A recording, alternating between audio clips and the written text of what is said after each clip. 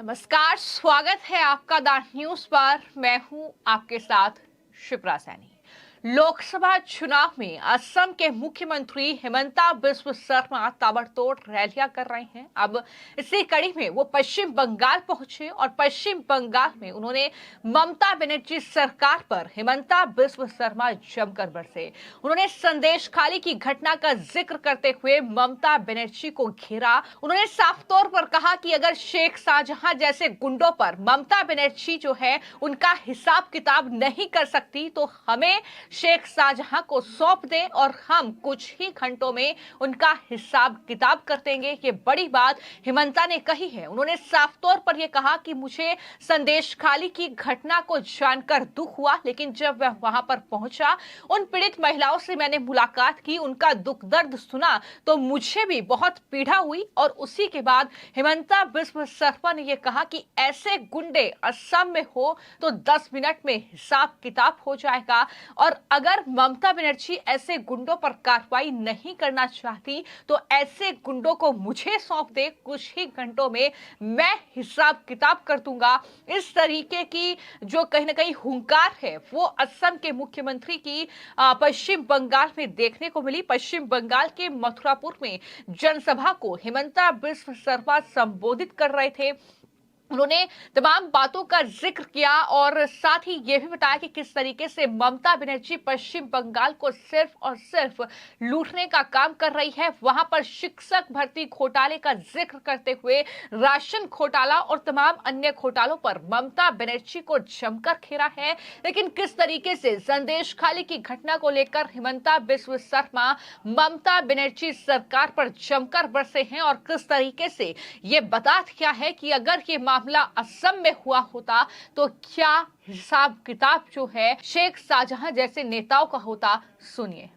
भाई और बहनों, परसों दिन सुबह मैं जब कलकत्ता आया था, पहले मैं संदेश खाली गया। मैं पहले ही मैं सोचा कि संदेश खाली का बारे में इतना न्यूज आ रहा है, मुझको एक बार खुद संदेश खाली जाना चाहिए। मैंने संदेश खाली किया और माँ और बहनों से बात किया। वो लोगों ने जो बात बताया ना, सुन के मन दुख से भर हो गया। ये लोगों का ऊपर संदेश खाली में आज माँ का ऊपर अत्याचार हो रहा है, बहनों का ऊपर अत्याचार हो रहा है, जबरदस्ती घर कब्जा कर रहा है, जबरदस्ती महिलाओं का सम्मान का साथ खिलवाड़ कर रहा है। किसने कर रहा है? शेख शाहजहां जैसा गुंडा ने। लेकिन ममता दीदी ने ये गुंडा का ऊपर कुछ एक्शन नहीं लेते हैं। मैं कल कलकत्ता में बताया, अगर ये शेख शाहजहां असम में होते थे मैं 10 मिनट में उनका हिसाब साफ कर देते थे। मैं 10 मिनट में उनका हिसाब साफ कर देते थे। लेकिन आज दीदी को आपका वोट नहीं चाहिए, आज दीदी को हमारा वोट नहीं चाहिए, दीदी को खाली शाहजहां का वोट चाहिए। मैं दीदी को बोलना चाहता हूं, अगर आप शाहजहां का ऊपर एक्शन नहीं ले सकते हो तो शाहजहां को खाली 26 घंटा के लिए मेरा हाथ में दे दो, मैं उनको असम ले जाऊंगा और उनका हिसाब में बराबर कर दूंगा। संदेश खाली की घटना को लेकर ही नहीं बल्कि ममता बनर्जी पश्चिम बंगाल को लूट रही है। उन्होंने पेट्रोल डीजल के दाम गिना दिए कि किस तरीके से पश्चिम बंगाल में पेट्रोल डीजल के दाम 100 रुपये से भी ऊपर हैं और वहीं पड़ोसी राज्य है असम, जहां पर बीजेपी की सरकार है, वहां पर 94 और 96 रुपये लीटर जो है वो पेट्रोल डीजल बिक रहा है। नौकरी जो है वो पश्चिम बंगाल में नहीं है, क्योंकि वहां पर जो शिक्षा मंत्री हैं वही घोटाला करके बैठे हैं, नोटों का पहाड़ उनके घर से मिला है। तो पश्चिम बंगाल में शिक्षक भर्ती घोटाले के चलते जो शिक्षकों की नौकरी गई है उसको लेकर भी हिमंता बिस्वा शर्मा ने पश्चिम बंगाल की मुख्यमंत्री को घेरा और यह साफ तौर पर कहा कि हमने एक साल में 1 लाख लोगों को असम में नौकरी दी है। तो इस तरीके से असम के मुख्यमंत्री ने तमाम जो पश्चिम बंगाल में जिन मुद्दों को लेकर सियासत करवाई है, उन मुद्दों पर ममता बनर्जी सरकार पर वो जमकर हमलावर नजर आए। लेकिन इसी के साथ 400 पार का नारा जो बीजेपी दे रही है, वहां पर अपने कैंडिडेट के लिए वोट मांगते हुए हिमंता बिस्व शर्मा ने यह साफ कर दिया कि 400 पार चाहिए, क्योंकि पीओके को वापस लाना है और वहीं यूसीसी को लागू करना है। इसके लिए हमें 400 पार चाहिए। ममता बनर्जी को केवल एक वर्ग का वोट चाहिए। ममता बनर्जी सिर्फ और सिर्फ शाहजहां का वोट ममता बनर्जी को चाहिए, ये भी हिमंता बिस्व शर्मा की ओर से बोला गया। यानी कुल मिलाकर पश्चिम बंगाल में ममता बनर्जी की तुष्टीकरण की राजनीति को लेकर भी ममता बनर्जी सरकार पर हिमंता बिस्व शर्मा और टीएमसी पर जमकर बरसे हैं। आप लोगों को मैं एक छोटा कहानी बताऊंगा। आज जब मैंने पहले मुख्यमंत्री बना, मेरा पास एक ऑफिसर ने एक फाइल लेके आया। फाइल में क्या था, मैंने ऑफिसर को पूछा ये क्या फाइल है। बोले साहब ये मद्रासा स्कूल में तनख्वाह देना है, इसलिए आपका दस्तखत चाहिए। मैंने ये ऑफिसर को पूछा मद्रासा का मतलब क्या होते हैं। बोले सर स्कूल होते हैं। मैंने ऑफिसर को पूछा क्या मद्रासा से डॉक्टर बनते हैं। बोले नहीं बनते हैं। इंजीनियर बनते हैं। बोले नहीं बनते हैं। क्या बनते हैं। बोले मुल्ला बनते हैं। आप लोग देखिए, मैंने ऑफिसर को बोला क्या मुल्ला बनाने का काम क्या सरकार का है। आप आज ही ये मुल्ला बनाने वाला दुकान बंद कर दो, सारे मद्रासा आज ही बंद कर दो। हमने सारा मद्रासा बंद कर दिया।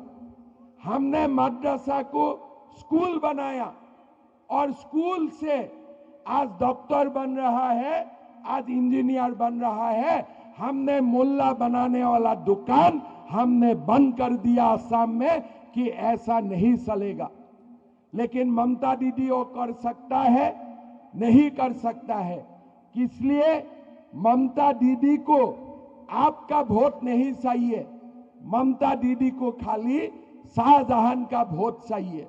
ममता दीदी आपको लक्ष्मी भंडार देते हैं, लेकिन संदेश खाली में ही आपका सम्मान हानि करने के लिए शाहजहां को लाइसेंस देते हैं।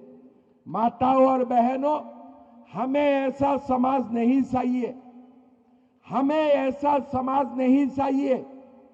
आज आप लोग देखिए, हमारा असम में 40% मुसलमान है, 40%। मैं मुसलमान दरगाह में जाता हूं, मैं मां को पूछता हूं कि मां आप कैसे हैं, अपना भालो। मां बोलते हैं फालतू सिलाम। लेकिन एक सप्ताह आगे मेरा हस्बैंड ने और एक शादी कर लिया। अभी मैं दुख हूं। दूसरा का पास जाता हूं, नहीं मेरा हस्बैंड ने 2 शादी कर चुका है। तीसरा का पास जाता हूं, मेरा हस्बैंड 3 शादी कर चुका है। चौथा का पास जाता हूं, मेरा हस्बैंड 4 शादी कर चुका है। आप लोग बोलिए, एक पति को क्या 4 शादी करना चाहिए? एक पति को दोबारा शादी करना चाहिए? लेकिन आप लोग देखिए, आज हमारा एक कौम का लोगों को 1 नहीं, 2 नहीं, 3 नहीं, 4 शादी करने का अनुमति दिया जाते हैं। इस बार आप लोग हमें 400 सीट दीजिए, हमें 4 शादी करना दुकान भी हमें बंद करना है। हम इस दुकान को भी हमें बंद कर दूंगा। भाई और बहनों, हमारा देश में आज जो कुछ भी हो रहा है, ये देश को ठीक करने के लिए हमें बहुत कुछ करना है। यूनिफॉर्म सिविल कोड लाना है। हमारा देश में मद्रासा शिक्षा का जगह में एक्चुअल शिक्षा व्यवस्था लाना है, हमारा देश में गरीबों के लिए काम करना है। आज प्रधानमंत्री जी ने गरीब के लिए चावल भेजते हैं। हर महीना हम फ्री 5 केजी चावल मिलता हो। असली घर में लक्ष्मी कौन भेजते हैं? प्रधानमंत्री मोदी जी भेजते हैं। हर महीना 5 केजी चावल देते हैं। हमको रहने के लिए हमारे लिए घर देते हैं, लेकिन तृणमूल का दलालों ने वो घर का पैसा भी खा जाता है, गरीब को घर भी नहीं देते हैं। भाई और बहनों,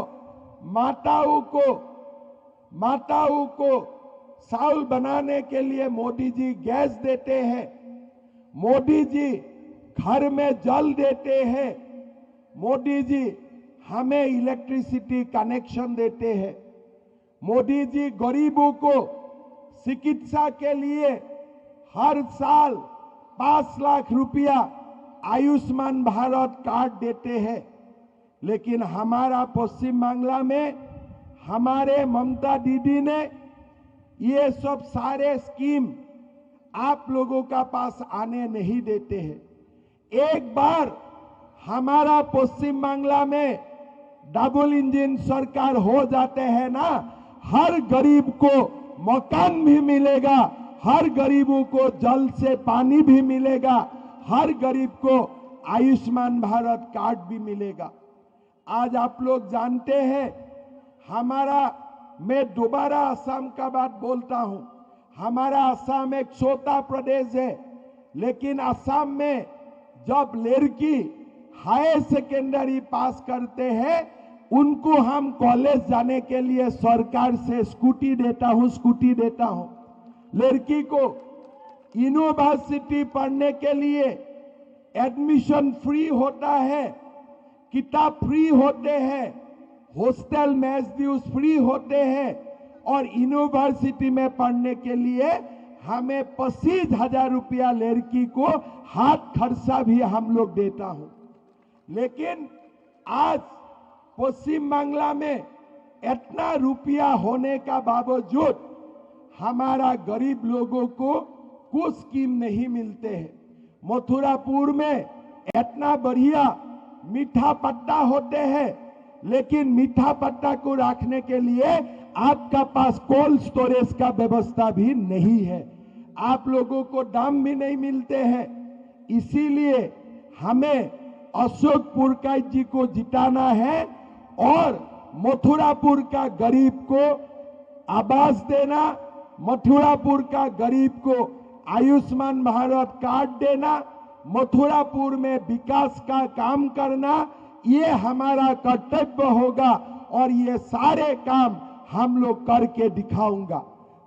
तो इस चुनाव में लगातार हमने देखा है कि असम के मुख्यमंत्री हिमंता बिस्वा शर्मा एक स्टार प्रचारक के तौर पर नजर आ रहे हैं। वो जिस भी राज्य में जा रहे हैं, लगातार वो बीजेपी के लिए 400 पार के नारे की बात कर रहे हैं। लेकिन इसी चुनावी जनसभा में जब उन्होंने पीओके का जिक्र किया और कहा कि 400 पार चाहिए, पीओके वापस लेना है, तो वहीं पर ये भी कह दिया कि अभी सिर्फ दरअसल मथुरा में जो है कृष्ण जन्मभूमि का मामला ही नहीं है, बल्कि ज्ञानवापी जो का मामला है वो भी सुलझाना है। तो इन तमाम बातों का जिक्र करते हुए हिमंता बिस्वा शर्मा ने वहां पर जनता से वोट की अपील की है। लेकिन इसी के साथ अरविंद केजरीवाल को लेकर जब मीडिया ने उनसे सवाल किया, तो उन्होंने अरविंद केजरीवाल पर जवाब देते हुए कहा कि अभी जेल से बाहर आए हैं और अभी उन्हें फिर से जेल जाना है, उनकी दिमागी हालत ठीक नहीं है, इसलिए हमें उनकी बातों पर ध्यान नहीं देना चाहिए।